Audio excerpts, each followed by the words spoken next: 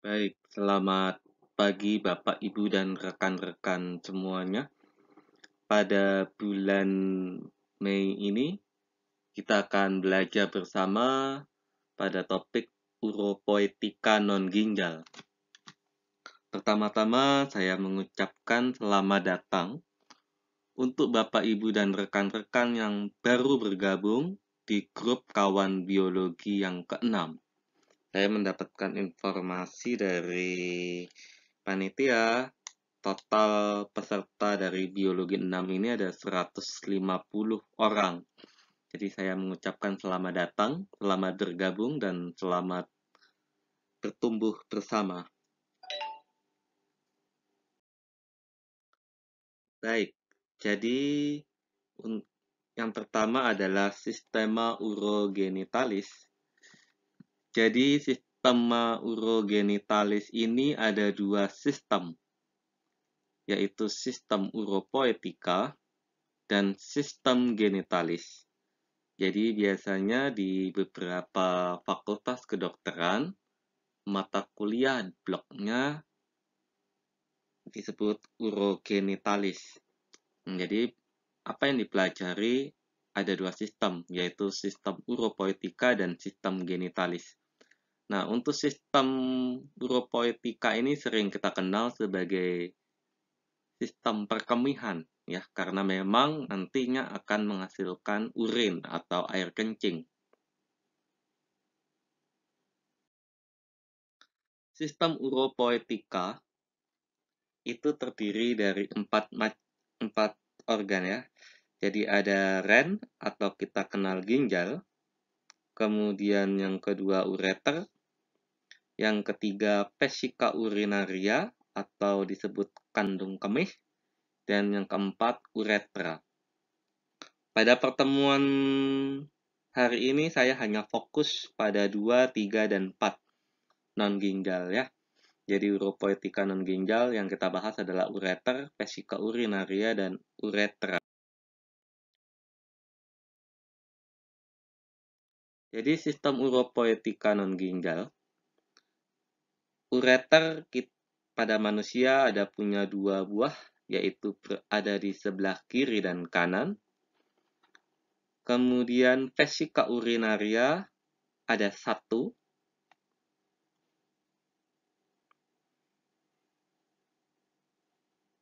Kemudian uretra juga ada 1.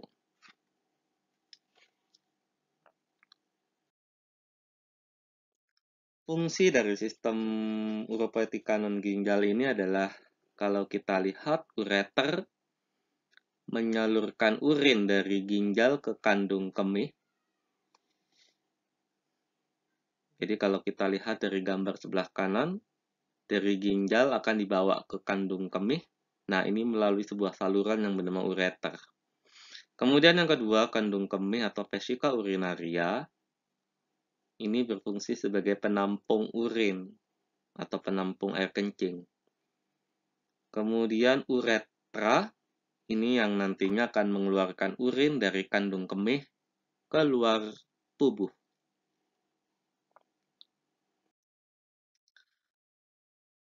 Pertama adalah kita lihat bagian pertamanya disebut pelvis renalis. Jadi kalau kita melihat potongan dari ginjal, jadi yang nampak seperti kalau kita lihat di sebuah gambar ilustrasi, ya Bapak Ibu rekan, seperti gambar menyerupai tangan. Nah, bagian telapak tangan inilah yang disebut pelvis renalis. Nah, pelvis renalis inilah yang nantinya akan menuju ke ureter. Ya, jadi kalau kita sudah belajar proses pembentukan urin ada di ginjal, nanti hasil produknya akan masuk ke pelvis renalis yang nantinya baru disalurkan ke uretra. Uretra atau ureter, Bapak Ibu? Ya, ureter, ya. Nah, seperti yang kita lihat pada gambar di samping Bapak Ibu ini, nah seperti bentukan tangan, ya, yang pelvis renalis. Nama lainnya juga disebut pelvis ureteris atau renal pelvis. Jadi sama saja, dari 3 istilah ini tidak ada yang beda.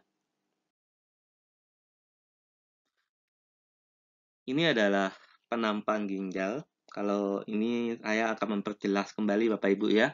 Bapak Ibu rekan, jadi kalau kita melihat dari penampang ginjal ini, nah kita kan pernah belajar proses pembentukan urin. Nah, inilah yang kalau kita lihat gambar di sebelah kiri, ini adalah ada gambar panah. Ini adalah proses perjalanan urin yang pada akhirnya nanti akan dikeluarkan melalui renal pelvis. Kemudian akan masuk menuju ureter. Setelah dari ureter akan masuk ke kandung kemih. Dari kandung kemih akan dikeluarkan melalui uretra. Ini gambar yang di sebelah kanan. Baik. Pelvis renalis jadi bersinambungan dengan ureter pada pertemuan ureteropelvika. Kalau kita lihat gambar di sebelah kanan, nah ureteropelvika. Nah, ini adalah titik temu dari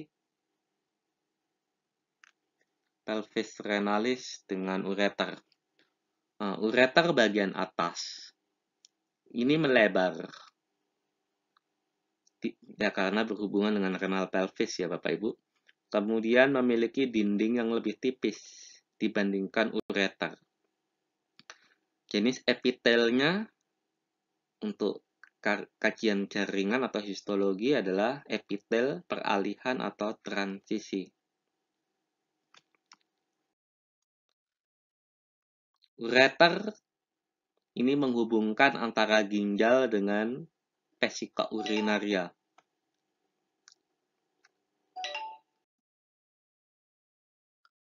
Nah, ini adalah gambarnya.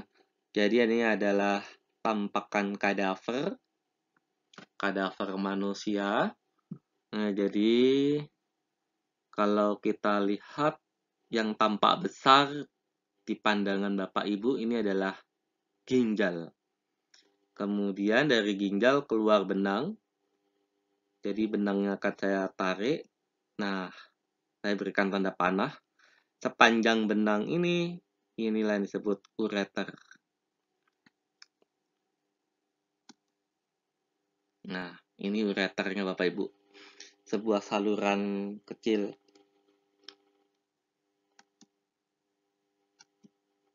Nah, ini. Bapak Ibu bisa lihat jelas ya tampilan dari ureter.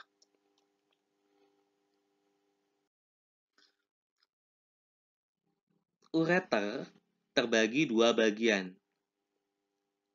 Ada pars abdominalis, ada yang pars pelvica.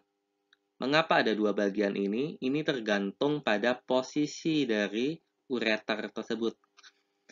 Jadi ada yang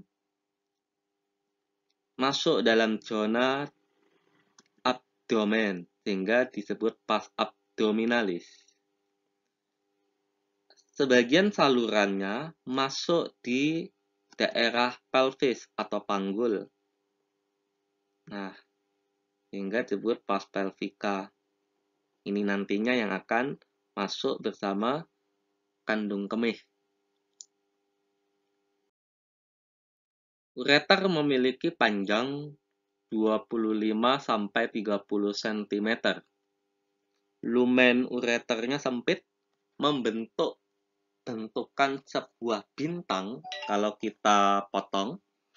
Kemudian tersusun oleh epitel peralihan atau transisi, ada yang menyebutnya urotelium. Kemudian tersusun otot polos. Nah, ini kalau kita melihat sebuah potongan dari ureter. Sebuah ureter ini kalau dipotong akan tampak sebuah bentukan seperti bintang. Nah, ini ciri khasnya tadi. Bapak Ibu rekan bisa melihat di sebelah kanan. Nah, di sebelah kiri ini adalah penampakan histologi dari ureter. Yang ini lumennya sempit ya, jadi tidak terisi oleh urin. Yang di sebelah kanan, lumennya yang berwarna putih, lumen, atau rongga tengah ya dari sebuah tabung ini besar, ini karena memang terisi oleh urin.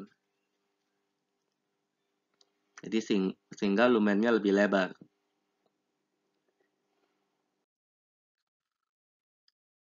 Ureter sepanjang lintasannya, setelah tadi kita membagi dua zona, jadi ada pars abdominalis dan pars pelvic.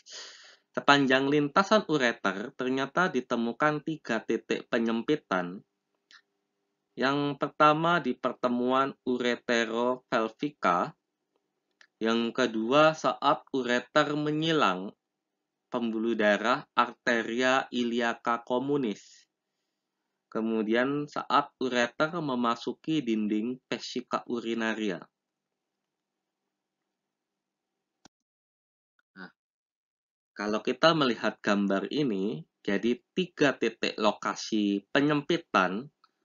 Yang pertama di ureteropelvica. Nah, di daerah ini yang diberikan oleh tanda panah. Kemudian yang kedua di persilangan arteria iliaca interna. Nah, kemudian yang ketiga pada saat masuk ke vesika urinaria. Nah, ini di daerah sini pasti ada penyempitan saluran.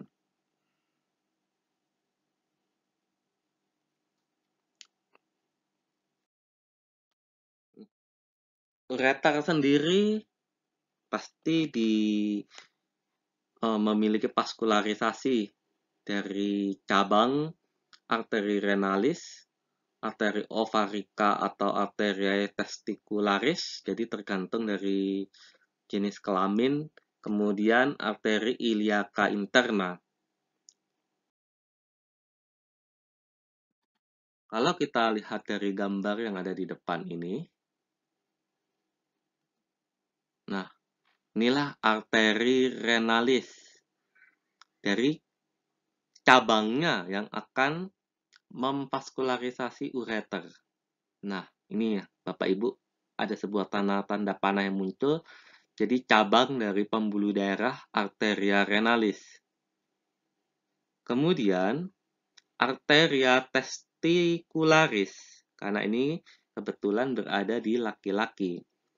Ya, nah, kalau kita lihat cabang dari arteria testicularis. Nah, cabangnya ini yang memvaskularisasi ureter. Kemudian yang ketiga adalah arteria iliaca interna.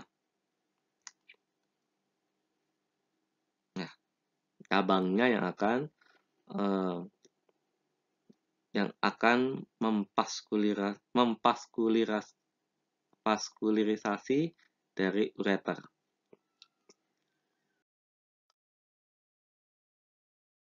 Vesika urinaria, kita akan masuk vesika urinaria, Bapak Ibu dan rekan. Jadi disebut kandung kemih, kemudian fungsinya adalah menampung urin. Pada orang dewasa rata-rata karena kita sering kali menahan urin ya. Jadi kandung kemih pada urin, kandung kemih orang dewasa ini rata-rata menahan 400 sampai 600 mili urin, hanya mampu menahan sini. Nah, dorongan untuk mengosongkan atau mengeluarkan urin itu muncul pada sekitar 150 sampai 200 mili urin. Vesika urinaria tersambung dengan ureter. yang mana muara ureternya oblik di sebelah basis. Sehingga ini yang menyebabkan urin tidak kembali lagi ke ureter.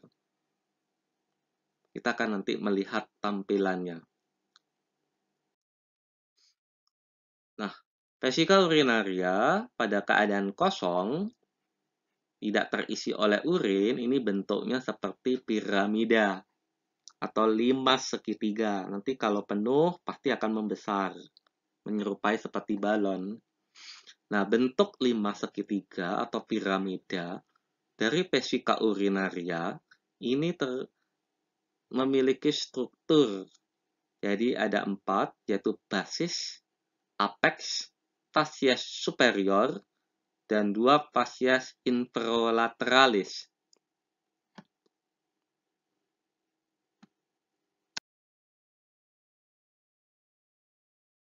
Baik, ini adalah struktur dari vesika urinaria. Seperti yang telah kita pelajari teori sebelumnya, maka ini kita akan melihat gambarnya untuk melihat posisinya bagaimana. Jadi yang pertama adalah basis vesika urinaria.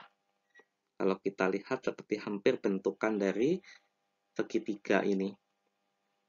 Kemudian ada apex vesicae.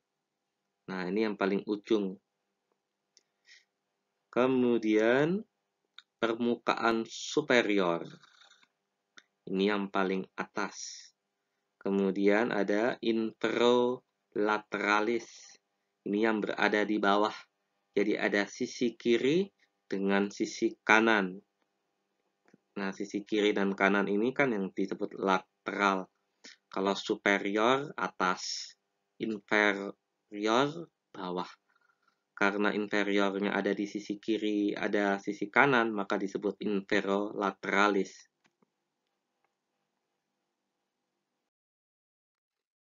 Ini adalah gambar dari vesika urinaria.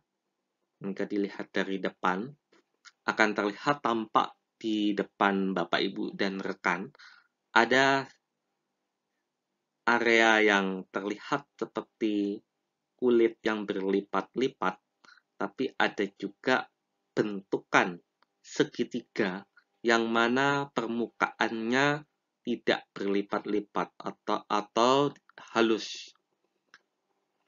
Nah, inilah yang daerah yang halus ini disebut trigonum vesicae. Karena bentuknya trigonum seperti segitiga.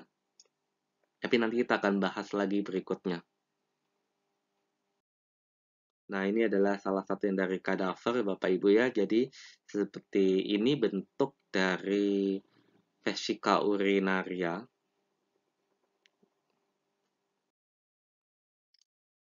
Nah, sekarang kita akan mengecek kembali supaya lebih paham. Jadi, pada vesika urinaria ini tersambung dengan ureter, yang mana muara ureter ini oblik di sebelah basis, yang membuat urin tidak kembali lagi ke ureter.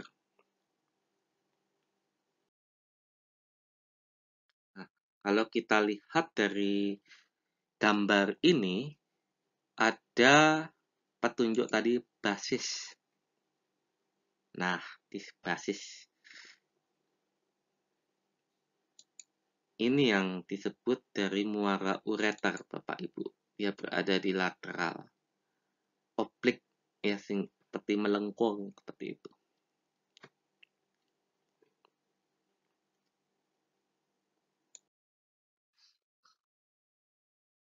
Vesika urinaria ini memiliki mukosa ya, Bapak Ibu. Jadi keadaan kosong berlipat-lipat.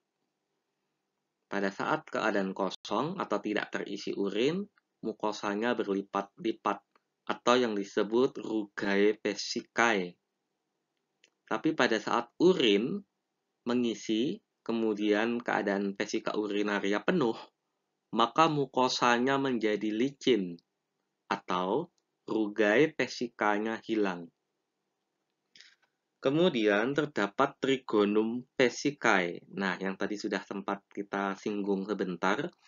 Jadi trigonum vesicae ini kosong. maupun penuh, ini tidak berlipat-lipat, jadi tetap licin.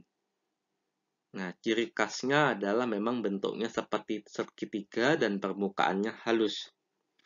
Bentukan segitiga ini merupakan bentukan antara dua muara ureter dan muara uretra.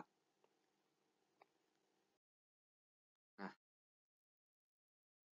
ini adalah gambar dari vesika urinaria tadi, Bapak Ibu, kalau dipotong dari depan. Nah, kita tadi melihat di titik kiri dan titik kanan ada ostium ureteris yang atau muara uretra. Kemudian ada bentukan segitiga yang halus, tidak berlipat-lipat yang disebut trigonum vesicae. Kemudian di bawahnya adalah lubang menuju uretra.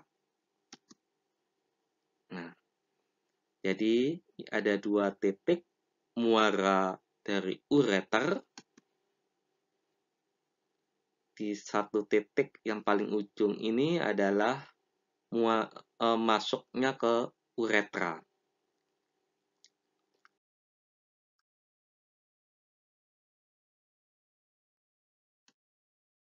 Nah, ini adalah bentuk segitiga yang permukaannya halus, licin, yang disebut trigonum vesicae. Baik keadaan penuh maupun kosong, tetap permukaannya licin.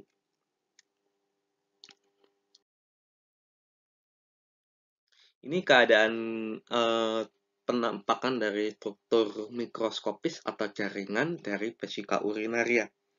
Jadi epitelnya tetap epitel transisional, kemudian ototnya adalah otot polos. Ini adalah yang lebih besar lagi.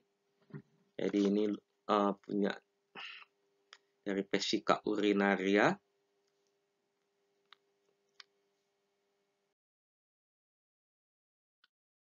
Yang terakhir adalah uretra.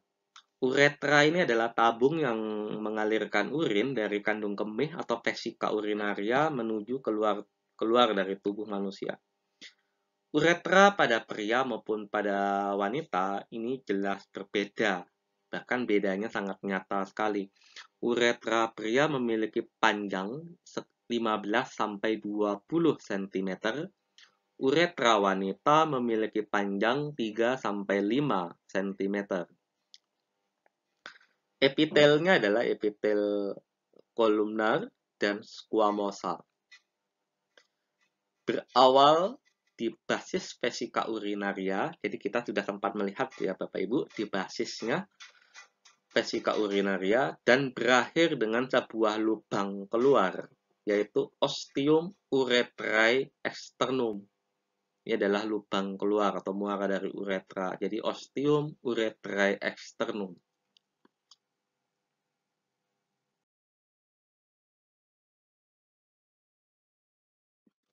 Ini adalah gambar antara sebelah kiri uretra pria dan sebelah kanan uretra perempuan. Nah, sepanjang inilah yang milik dari uretra pria, sedangkan wanita lebih pendek.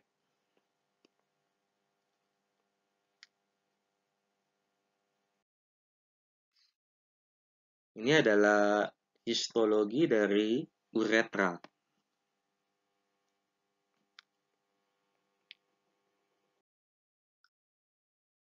Kemudian uretra pada pria ini dibagi menjadi 4 zona atau 4 bagian ya. Jadi yang pertama adalah pars intramuralis atau pars preprostatica, di mana uretra ini melalui dinding vesika urinaria 1 cm panjangnya. Yang kedua, pars prostatica uretrae, jadi yang melalui kelenjar prostat panjangnya 3,5 cm.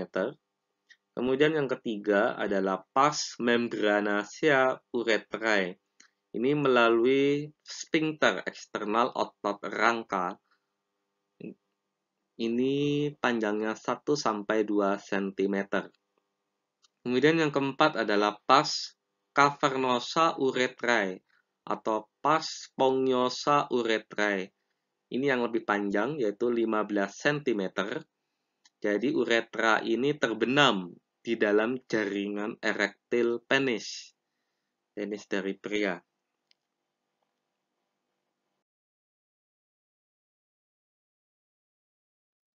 Kalau kita melihat dari gambar ini adalah uretra dari pria. Jadi ada 4 zona ya. Jadi ada uretra pars preprostatica. Nah, di sini terdapat musculus sphincter uretra internum yang tersusun oleh otot polos. Kemudian ada uretra pars prostatica. Ini yang melewati prostat. Yang Bapak Ibu lihat seperti bentuk vertikal ini. Kemudian mulai masuk ada musculus sphincter uretra externum yang tersusun otot rangka. Ini adalah uretra pars membranaceae. Masih dalam satu garis vertikal kalau Bapak Ibu melihat. Kemudian menurun melekuk membelok ke arah kiri. Nah, ini mulai terbenam di dalam jaringan erektil dari penis. Inilah yang disebut uretra pars spongiosa. Ini dari samping ya, Bapak Ibu ya, dilihat dari samping. Ini adalah 4 zona kalau dilihat dari depan. Jadi terlihat di sini adalah pars intramuralis. Ya, jadi sangat pendek sekali ya. Kemudian ada pars prostatica. Jadi ini melewati dari prostat. Kemudian ada pars membranaceae. Nah, ini yang melewati tadi otot sphincter. Dan yang terakhir, yang paling panjang adalah pars spongiosa. Jadi uretra ini panjangnya sangat panjang dan dia terbenam di dalam penis dari pria.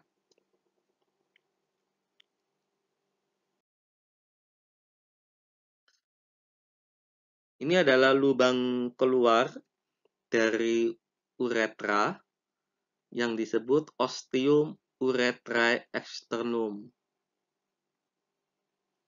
Nah, lubang ini jadi satu dengan selain mengeluarkan urin juga mengeluarkan semen atau air mani.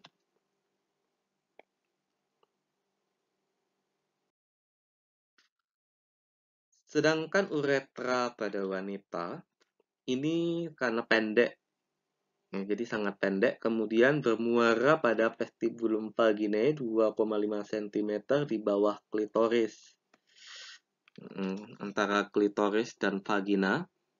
Kemudian bagian tengah uretra wanita dikelilingi oleh otot rangka eksternal sphincter. Jadi kebetulan untuk wanita hanya ada satu sphincter saja, yaitu otot eksternal. Sedangkan pada pria sebelumnya ada 2, yaitu internal dan eksternal. Nah, ini adalah gambar dari samping. Jadi kalau kita melihat ternyata sangat pendek uretranya. Jarak dari vesika urinaria menuju ke lubang keluar. Sangat pendek.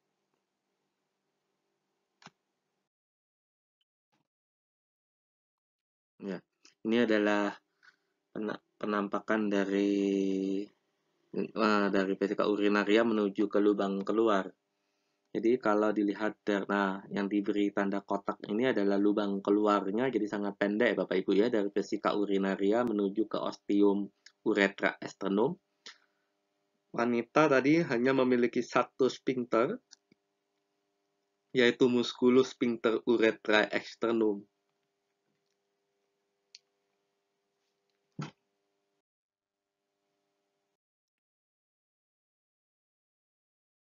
Untuk gambar ini adalah dari organ urogenital yang eksternal ya, dari wanita. Jadi yang diberi tanda panah, ini adalah lubang keluar dari uretra, jadi yang disebut ostium urethrae externum. Jadi dia berada di antara dari klitoris dengan dari vestibulum of vaginanya.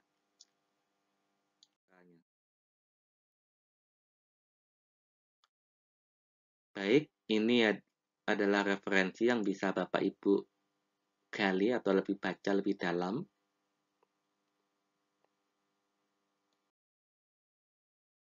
Demikian materi saya hari ini. Semoga Bapak Ibu mendapatkan tambahan wawasan, mengingat kembali materi yang sudah lama tidak dipelajari, dan bisa membantu menjelaskan kepada peserta didik.